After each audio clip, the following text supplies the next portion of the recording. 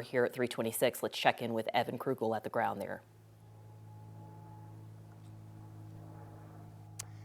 Yeah, Alex, we heard from Jackie Kelly. They believe the shooting took place on school property, but outside the school. We're not sure if we've found that location yet, but we did stumble upon an interesting scene here that we haven't seen yet.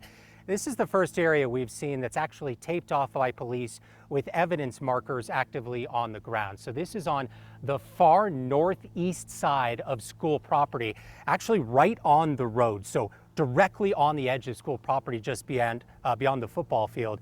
You can see about a dozen evidence markers down there with investigators standing over the top of them. And then this entire area has been taped off by police as well.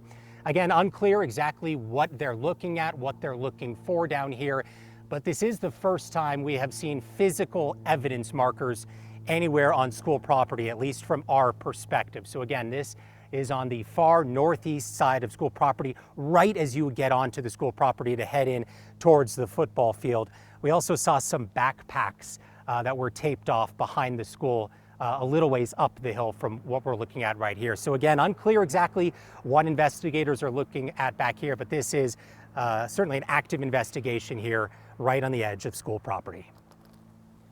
Yeah, Evan, that's the first sign that we have of any evidence markers outside of the school and following Sky 9 and everything else, Chris. We've been looking, and this seems fairly significant. Yeah, this is clearly a new development in the story where you see crime scene investigators taking a look with those evidence markers that are down on the ground. We had been told that whatever happened by Jackie Kelly, there was some outside element of the school here, and this is really our first evidence. I was talking about this about an hour or so ago, about looking for that evidence. You start to see that something happened outside. Something happened outside at that location. That is why those law enforcement officers are there right now.